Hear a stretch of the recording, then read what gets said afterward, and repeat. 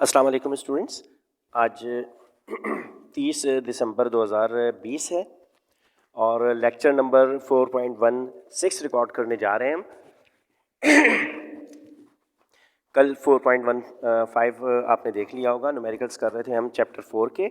Motion in two dimensional हम study कर रहे हैं और इस चैप्टर में हमने प्रोजेक्टाइल मोशन और सर्कुलर मोशन स्टडी किया है। आज मैं चैप्टर 5 स्टार्ट करना चाह रहा था, लेकिन एक न्यूमेरिकल पर मेरी नज़र गई है और मैं समझता हूँ कि मुनासिब होगा कि हम इस न्यूमेरिकल को भी अटैम्प्ट कर लें। ये न्यूमेरिकल नंबर 10 है और ये मैं आपके सामने रखता हूँ इसे। न्यूमेरिकल नंबर 10 देखें, ये मैं इसे थोड़ा सा जूम इन करता हूँ और ये आ गया मेरे पास। टर्न टेबल ये हमने कर लिया था 11 वाला और ये 10 है। अच्छा, अब ये देखें, A car is traveling on a flat circular track of radius 200 meters at 220 meters per second and has a centripetal acceleration AC 4.5 meter per second square. A. If the mass of the car is 1000 kg, what frictional force is required to provide the acceleration? एक तो ये part है। If the coefficient of static friction mu S is 0.8, what is the maximum speed at which the car can circle the track? ये दूसरा question. अच्छा, अब ये देखें, न्यूमेरिकल आप लिख लीजिएगा पहले यहाँ से। जूम थोड़ी देर के लिए आप पॉज करके ये न्यूमेरिकल लिख सकते हैं। न्यूमेरिकल जब भी अटैम्प्ट किया करें पहले उसे कॉपी पर लिख लिया करें। एक तो इससे ये है कि सॉल्यूशन और उसका क्वेश्चन एक जगह पर आपको मिल जाता है और फाइनल एग्जाम में आपको उसे ढूंढना नहीं पड़ेगा कि ये किस जगह पर लिखा हुआ है। दूसरी बात, जब आप क्वेश्चन अपने हाथ से लिखते हैं तो आपको ये समझ में आता है कि आप कर क्या रहे हैं, आपका ऑब्जेक्टिव क्या है। तो बहरहाल न्यूमेरिकल हम स्टार्ट करते हैं। A car is travelling on a flat circular track of radius 200 metre. फर्ज करो कि ये एक जैसे राउंड अबाउट्स होते हैं, चौरंगी बनी हुई है कोई, ठीक है, और इस पे रोड्स आ रहे हैं चारों तरफ से।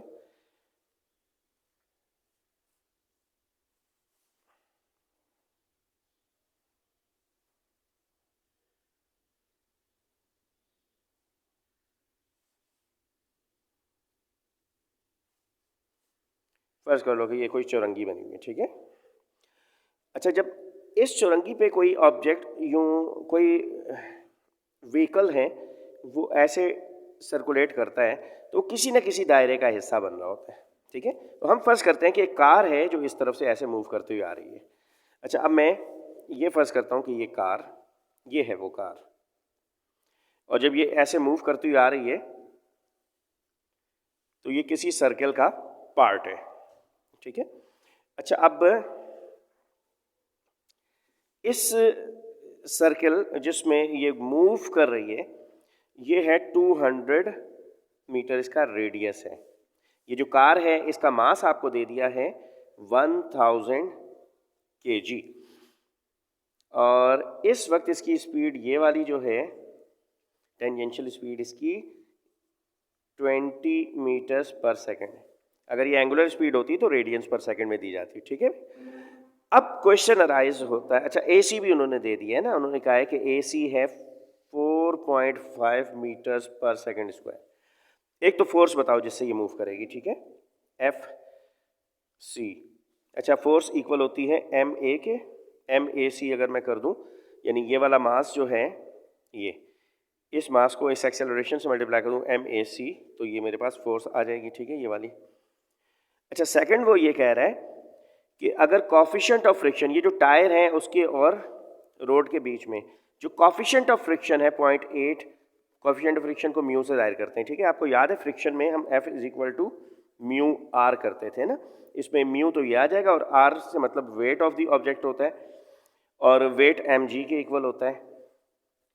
मास गिवन है ये g 9.8 होता है, ये गिवन है। यहाँ से आपको फ्रिक्शन पता चल जाएगी, ठीक है, और इस फ्रिक्शन को कैलकुलेट करके आप अपने मकसद में अपने न्यूमेरिकल को हल करने के लिए इस्तेमाल कर लेंगे, ठीक है। अब मैं ज़रा डेटा बनाता हूँ, इसे सॉल्व करता हूँ, आप फिर इसे कॉपी पे लिख लीजिएगा।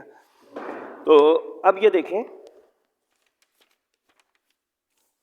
न्यूमेरिकल हम कौन सा कर रहे हैं, अभी मैंने नंबर बताया था इसका, क्वेश्चन नंबर 10 है ये, ठीक है। तो आपकी बुक में, अच्छा आज मेरे पास टेक्स्ट बुक है और ये इस पे पेज 33 है। अच्छा अब ये देखें डेटा वाइज मैं आप क्वेश्चन पढ़ता जा रहा हूँ और साथ साथ इसे लिखता हूँ। A car is travelling on a flat circular track of radius 200 metre. Radius कितना हो गया? 200 मीटर्स। कल मैंने महसूस किया कि वो जो लेबल हम लिख रहे थे लेक्चर में, ख़ासतौर पर वो टार्जन वाले न्यूमेरिकल में, उसमें मैंने ये देखा कि W परपेंडिकुलर और W पैरेलल की जो सिंबल हम बना रहे थे वो नज़र नहीं आ रही थी। बहरहाल जूम करके पता नहीं आप देख पा रहे होंगे या नहीं, मैं नहीं देख पा रहा था, तो बहरहाल ये गलती है उसमें। मैं चाह रहा हूँ कि अब मैं थोड़ा बड़ा बड़ा लिखा करूँ ताकि आपको नज़र आया करे। तो a car is travelling on a flat circular track of 200 metres at, velocity कितनी दी है? 20 मीटर्स पर सेकेंड, ऐसे भी लिखते हैं ऐसे, और 20 मीटर्स, ये जो पावर -1 है इसे जब नीचे लेके जाएंगे तो ये +1 हो जाएगी, ऐसे भी लिखते हैं। तो ये दोनों तरीके ठीक हैं। अच्छा अब आगे क्या है? एट द सेंट्रीपिटल एक्सेलरेशन, ये भी गिवन है भाई, AC, यानी ये सारा मसला ही सॉल्व कर दिया ना इसने AC दे के, मीटर्स पर सेकेंड स्क्वायर। अच्छा अब क्वेश्चन A है, बताओ FC क्या होगी, ठीक। B ये कह रहा है कि अगर म्यू 0.8 हो तो वेलोसिटी, मैक्सिमम वेलोसिटी क्या होगी कि कार जो है स्लिप हुए वो बगैर सर्कुलर पाथ को जारी रखे। अच्छा मैं ये 1-2 साल पहले ये एक्सपेरिमेंट का शिकार होकर गिर चुका हूँ बाइक से और हाथ का फ्रैक्चर भी कर चुका हूँ। देखें जब यूं करके कोई घूमता हुआ आ रहा है ऑब्जेक्ट, ठीक है। अच्छा कभी गौर किया है कि जब ऐसे घूमता हुआ आ रहा होता है कोई ऑब्जेक्ट, ऐसे कोई व्हीकल, कोई गाड़ी चौरंगी के इर्द गिर्द यूं घूम रही है, तो अच्छा यहां से फर्ज करो कि ये कोई कार है, ये दो उसके व्हील्स हैं, ऐसे कोई टर्न लेती हुई आ रही है कार, ठीक है, और बड़ी स्पीड से ये घूमता हुआ आ रहा है और यहाँ पे आप ऑयल डाल दें उसके टायरों के बीच में, फिर क्या होगा? ये बाहर की तरफ निकल जाएगी, ठीक है, ये सर्कुलर पाथ को जारी नहीं कर सकेगी। मैं ये कहना चाहता हूँ कि ऑयल डालने से क्या होता है? ऑयल डालने से फ्रिक्शन खत्म हो जाती है और कार सर्कुलर पाथ को फॉलो नहीं रख सकती। इसका मतलब है कि जो भी सेंट्रीपिटल फोर्स है इस कार के टायर में और रोड के दरमियान, जो भी सेंट्रीपिटल फोर्स है वो ये वाली जो फ्रिक्शन है वो होती है जो सेंट्रीपिटल फोर्स अप्लाई कर रही होती है, ठीक है। ये प्रोवाइड कौन कर रहा है? सेंट्रीपिटल फोर्स, ये फ्रिक्शनल फोर्स है। अगर ये फ्रिक्शनल फोर्स यहाँ से ख़त्म कर दें, यानी कार जब यूँ ट्रैवल करती हुई आ रही हो उसमें ऑयल डाल दें और फ्रिक्शनल फोर्स खत्म हो जाए तो गाड़ी स्लिप कर जाएगी, ये गोल दायरे में नहीं घूम सकेगी, फिर स्ट्रेट बाहर निकल जाएगी, है ना। तो ये जो फ्रिक्शनल फोर्स है बेसिकली ये ही इसकी सेंट्रीपिटल फोर्स होती है और mv² होती है, ठीक है। अच्छा अब हर जो रोड होती है और हर जो सरफेस होता है उसकी एक ख़ास लिमिट होती है कि उससे ज़्यादा फ्रिक्शनल वो अप्लाई कर नहीं सकता है। जैसे कार अगर 20 मीटर्स पर सेकंड की स्पीड से आ रही है, मुमकिन है कि वो सर्किल में घूम जाए, लेकिन अगर 200 मीटर्स पर सेकंड की स्पीड से आ रही है तो बहुत ही स्पीड में आप गाड़ी मोड़ने की कोशिश करें। वो बच्चे जो कि बाइक्स वगैरह चलाते हैं उन्हें ये बात पता है कि जब वो टर्न लेते हैं तो बाइक की स्पीड को कम करना होता है। ये तो नहीं कर सकते ना कि 100 मीटर पर सेकंड की स्पीड से चलते हुए, अच्छा बाइक में तो किलोमीटर पर आवर के हिसाब से होता है ना, अब 120 किलोमीटर पर आवर की रफ्तार से आप जा रहे हैं मोटरसाइकिल पर इतनी स्पीड में, आप ये तो नहीं कर सकते कि उसे अचानक मोड़ दें, ठीक है। अगर आप ऐसा करेंगे तो गाड़ी स्लिप करके बाहर निकल जाएगी, ठीक है। ऐसा क्यों है? 60 किलोमीटर पर आवर से क्या पता 40 किलोमीटर पर आवर की स्पीड से अगर आप टर्न लें तो मुमकिन है कि आप बहुत आराम से वो वाला टर्न ले लें, लेकिन वही टर्न 120 किलोमीटर पर आवर की रफ्तार से आप नहीं ले सकते। इसका मतलब है कि एक ख़ास रफ्तार के बाद फ्रिक्शनल फोर्स इतनी स्ट्रॉन्ग नहीं होती है कि हर स्पीड जो है उस पर किसी ऑब्जेक्ट को इस सर्किल में घुमाने का सबब बन सके। तो इस लिहाज से उसने ये पूछा कि बताओ मैक्सिमम कितनी वेलोसिटी हो सकती है, कितनी स्पीड हो सकती है कि जिस पर इस ऑब्जेक्ट को इस में घुमाया जा सकता है जबकि फ्रिक्शनल फोर्स इतनी हो, और कितनी हो? μr, ठीक है। तो मैं क्या करूँगा, पहले फ्रिक्शन फोर्स कैलकुलेट करूँगा, उसे इसके इक्वल रख दूंगा, तो खुद ब खुद मेरे पास वेलोसिटी कैलकुलेट हो जाएगी। ठीक है, ये तो मेरे पास एक फ्लो चार्ट आ गया कि मैंने न्यूमेरिकल करना कैसे है। अब मैं स्टार्ट कर रहा हूँ। ठीक है, ये तुम्हारे सामने है डाटा, पेज 33 पे क्वेश्चन है, क्वेश्चन नंबर 10।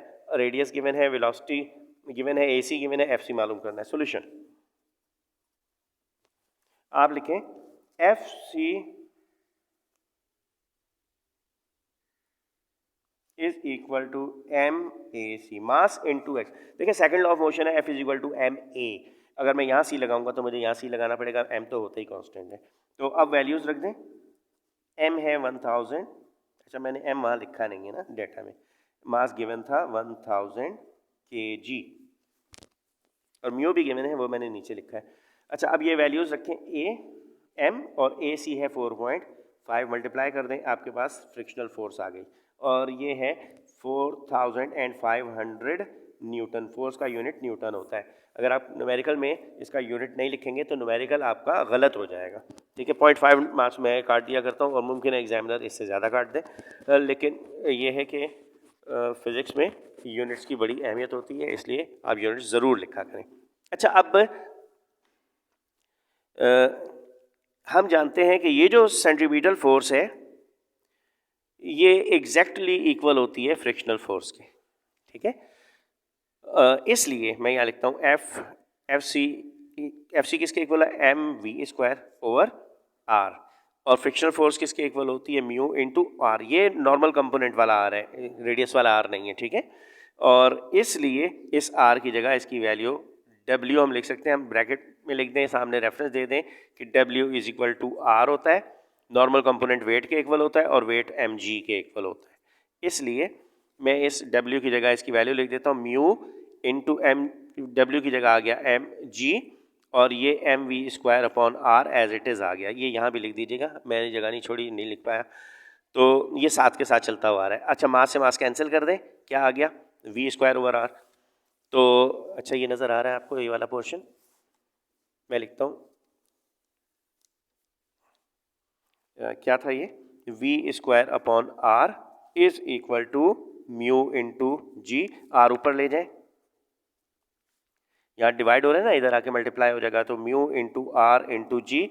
अब मैं रखता हूँ वैल्यू, म्यू की वैल्यू है 0.8, रेडियस आपको गिवन था 200, जी है 9.8, सबको मल्टीप्लाई कर दें, आंसर आ जाएगा मेरे ख्याल में 39.6 मीटर्स पर सेकेंड। अगर मैंने बिल्कुल सही किया तो ये सही वैल्यूज़ के साथ आपके सामने आ जाएगा। तो ये है एक छोटा सा न्यूमेरिकल, आप देख लें, ये मैंने पूरा किया है। यहाँ से आप चाहें तो यहाँ से लिख लें, मैं PDF आमतौर पे शेयर करना भूल जाता हूँ, अगर मैं पहले शेयर कर दूँ तो बच्चे यहीं से लिख देते हैं, फिर वो लेक्चर जो है ना वो वॉच नहीं करते।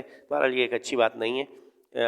आपको क्लास का बाकायदा एक टाइम दिया जाता है, आपके पास एक टाइम है, आपको उसमें लेक्चर्स को वॉच करना चाहिए। ज़्यादातर बच्चे वॉच करते हैं क्योंकि मैं व्यूज़ में चेक करता हूँ रोज़ाना, तो 40 बच्चों की क्लास में जब 76 व्यूज़ आ जाते हैं तो उसका मतलब है कि बच्चों ने उसे एक दो दफ़ा रिपीटेडली देखा है।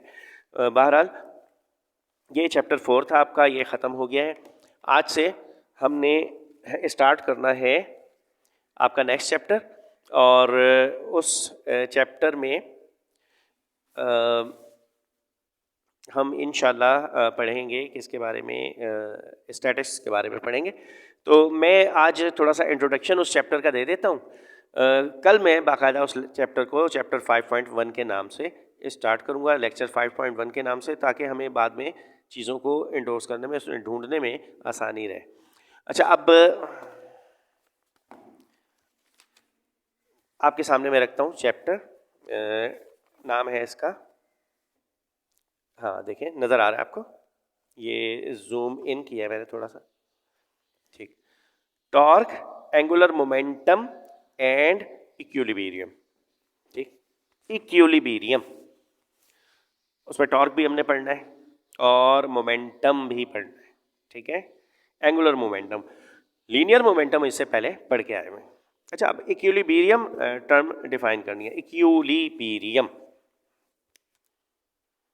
जितनी दफ़ा मैं इसके स्पेल लिखता हूँ हर दफ़ा ये अलग से लिखे जाते हैं, इसलिए कि मुझे भूल जाते हैं। इक्विलिब्रियम, उर्दू में क्या कहते हैं इसको? ठीक है, उर्दू में इसे कहते हैं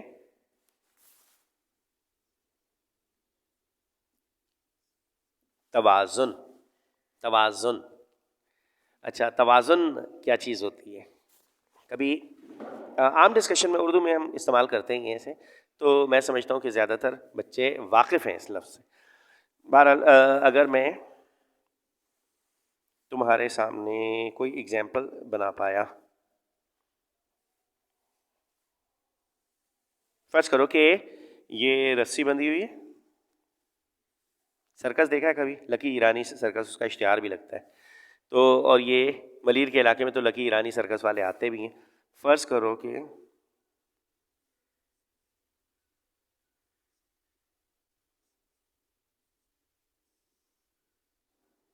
देखा है आपने, ऐसे बांस लेके आदमी को इसके ऊपर चलते हैं।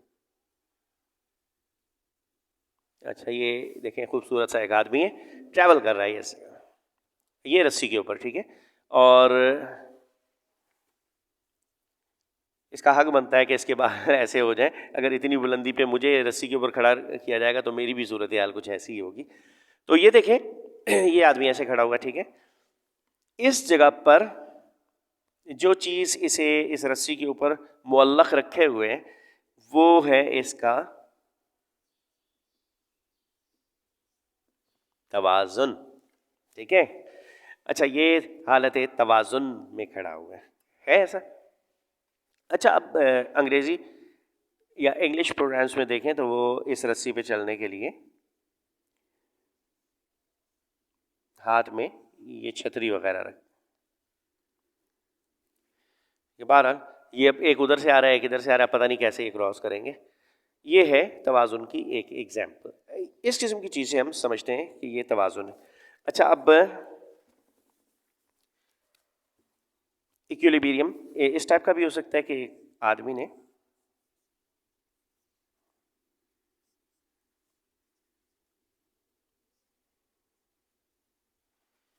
एक खुश शक्ल सा एक आदमी है, ठीक है, और ये इसने हाथ पे एक लंबा सा बांस ऐसे खड़ा किया हुआ है, ठीक है। अच्छा, मैं खुद अगर ऐसे करना चाहूँ तो शायद कामयाब ना। ये देखें, ये फिंगर पे मैं ऐसे रखने की कोशिश करूँ, देखें मुझसे नहीं हो रहा है ऐसे। ये देखें, ये गिर रहा है बार बार मेरे हाथ से। तो ये जो देखिए फिंगर पे इसने बांस रखा हुआ है, ये एक एग्जाम्पल है। ये तो आम लाइफ में जो हम तवाज़ुन से मतलब लेते हैं वो इस टाइप का होता है कि कोई चीज़ बिल्कुल बैलेंस्ड मौजूद हो, मुअल्लक हो, सीधी खड़ी हो, हम कहते हैं भाई वो हालत तवाज़ुन में है। फिज़िक्स वाला तवाज़ुन थोड़ा सा मुख्तलिफ होता है। अच्छा, मैं टेबल को थोड़ा सा धूप की तरफ खिसका दूँ। ये अब आप लोगों को याद हो गया होगा, धूप हमारी यहाँ पर आज दिसंबर के हिसाब से टेबल पे जिस जगह मैं बैठता हूँ साइंस लैब में, वहाँ पर ये पड़ रही होती है। अच्छा, इक्विलिब्रियम, अगर एक ऑब्जेक्ट ऐसे हो, ये अच्छा, अब फर्ज कर लो इस पे मैं लगा देता हूँ, व्हील्स लगा देता हूँ, ठीक है। अगर मैं इस पे इधर से फोर्स लगाऊं, ये है 2 न्यूटन, तो ऑब्जेक्ट किधर जाएगा? तुम्हारे राइट साइड पे, ठीक है, इस साइड पे मूव करेगा। अच्छा, अब क्या करते हैं, मैं इस पे इस तरफ एक फोर्स लगा देता हूँ, 1 न्यूटन। अब ऑब्जेक्ट किधर जाएगा? अब भी उधर ही जाएगा। क्यों? इसलिए कि ये ज़्यादा है। तो ये फोर्स क्योंकि ज़्यादा है इसलिए ऑब्जेक्ट को राइट साइड पे मूव करना चाहिए, है ऐसे। अच्छा, मैं क्या करता हूँ कि यहाँ पे बड़ा आदमी, ताकतवर आदमी लगा देता हूँ। अब क्या होगा? अब ऑब्जेक्ट किधर जाएगा? अच्छा, ये 3 न्यूटन अगर पढ़ने में नहीं आ रहा तो ये 3 न्यूटन की फोर्स लग रही है जो तुम्हारे लेफ्ट साइड पे लग रही है, और ये 2 न्यूटन की फोर्स है जो तुम्हारे राइट साइड पे लग रही है। अच्छा, अब क्या समझते हैं आप? 3 न्यूटन और 2 न्यूटन। अब ऑब्जेक्ट जाएगा इस तरफ, और क्यों जाएगा? इसलिए कि ये फोर्स ज़्यादा है ऐसे। अच्छा, ये कोई बहुत मुश्किल सा काम किया मैंने? नहीं ना। तो अब देखो, मैं तुमसे कहूँ कि अच्छा, मैं टेक्निकल क्वेश्चन पूछ रहा हूँ थोड़ा सा, कि मैं तुमसे कहूँ कि ये किस तरफ जाएगा? तुम्हारे ये लेफ्ट साइड, ठीक है, लेफ्ट साइड पे जाएगा। चलो ठीक है, लेफ्ट साइड पे जाएगा। कितनी फोर्स से जाएगा? 3 न्यूटन की फोर्स से जाएगा, 2 न्यूटन की फोर्स से जाएगा। तो भाई इस तरफ लग रही है 2 न्यूटन, इस तरफ लग रही है 3 न्यूटन। इस 3 में से ये 2 माइनस करेंगे तो क्या बचेगा 1 न्यूटन। इन दोनों फोर्सेस का डिफरेंस, क्या, इन दोनों फोर्सेस का डिफरेंस। डिफरेंस का मतलब क्या होता है? डिफरेंस का मतलब होता है कि ज्यादा फोर्स में से, ज्यादा फोर्स कौन है? 3 में से कम फोर्स को माइनस कर दें, क्या आ जाएगा 1 न्यूटन।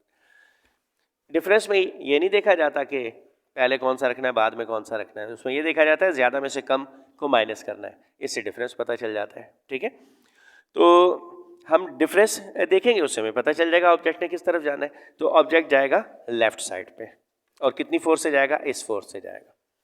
अच्छा, अब अगर मैं चाहूँ कि ऑब्जेक्ट ना लेफ्ट जाए ना राइट जाए तो क्या करूँ? मैं इधर फोर्स थोड़ी सी बढ़ा दूँ, ये भी 3 कर दूँ, ये भी 3 हो गई, ये भी 3 हो गई, दोनों बराबर हो गई, अब ना लेफ्ट जाएगा ना राइट जाएगा। ठीक है, ऐसे में बताओ इस पे जो टोटल फोर्स लग रही है, net force, difference of force, वो कितना आएगा? तो अगर अब मैं कहूँ कि डिफरेंस निकालो इन दोनों फोर्सेस का, तो 3 माइनस 3 करोगे, क्या आ जाएगा? 0। तो अब मैं आपसे पूछता हूँ कि नेट फोर्स इस ऑब्जेक्ट पे कितनी लग रही है? 3 इधर 3 इधर, नेट फोर्स कितनी है? 0। तो ये जो नेट फोर्स लग रही है 0, ये कंडीशन है इक्विलिब्रियम की, कि अगर किसी ऑब्जेक्ट पे नेट फोर्स 0 लग रही हो, यानी कोई फोर्स अप्लाई ना हो रही हो, बजाय जितनी मर्जी लग रही हो, लेकिन जाहिरन उस पर कोई एक्सटर्नल फोर्स अप्लाई ना हो रही हो, तो ऐसा ऑब्जेक्ट इक्विलिब्रियम में होता है, यानी ना वो लेफ्ट साइड पे मूव करता है ना वो राइट साइड पे मूव करता है। ठीक है, ऐसे ही ये तो पॉसिबिलिटी है ना कि ये लेफ्ट राइट पे मूव ना करे लेकिन ऊपर नीचे मूव कर सके। तो ये और ये, तो यहाँ की भी फोर्स और यहाँ की फोर्स ये भी बराबर हो, यानी ऊपर से 3 न्यूटन लग रही है, नीचे भी 3 न्यूटन लग रही है, हर तरफ से फोर्सेस इक्वल हो रही हैं, तो ऑब्जेक्ट किस तरफ मूव करेगा? ऑब्जेक्ट फिर किसी भी तरफ मूव नहीं करेगा। तो ऐसा ऑब्जेक्ट कहलाएगा equilibrium, object in equilibrium state. अच्छा, कल हम इंशाल्लाह इसे शुरू करेंगे। बात जब शुरू करते हैं तो वो खुद ब खुद तवील होती चली जाती है। ये थोड़ा सा बैकग्राउंड मैंने बनाया है इसके लिए, अगला नेक्स्ट चैप्टर शुरू करने के लिए। तो जाहिर है कि जो मैं टेबल पे लिखता हूँ वो लिखने आपने कॉपी पे नहीं लिखना होता है, जो पेपर पे लिखता हूँ वही आपने लिखना होता है। पेपर पे मैंने एक न्यूमेरिकल कर दिया, वो आप लिख दें। आज का असाइनमेंट बस आपका यही है, और कल इंशाल्लाह हम रिटर्न वर्क भी थोड़ा सा लिखेंगे और हम ये वाला चैप्टर भी स्टार्ट कर देंगे। चैप्टर नंबर 5 है torque, angular momentum and equilibrium, और इसमें इक्विलिब्रियम से हमने इंट्रोड्यूस होने की थोड़ी सी कोशिश की है कि एक ऐसा ऑब्जेक्ट जिस पे कोई अनबैलेंस्ड फोर्स एक्ट ना कर रही हो उसे ऑब्जेक्ट इन इक्विलिब्रियम कहते हैं। The object is said to be in equilibrium if no unbalanced force is acting upon it. तो ये डेफिनेशन है इक्विलिब्रियम की। चाहे तो चैप्टर 5 की हेडिंग डाल के torque, angular momentum and equilibrium में इक्विलिब्रियम की हेडिंग नीचे डालें, सब हेडिंग, और उसमें लिख दें an object is said to be in equilibrium if no net force is acting upon it. तो ये यहाँ से हम इंशाल्लाह कल बात शुरू कर सकेंगे। थैंक यू बेटा, थैंक यू वेरी मच। अल्लाह हाफिज़।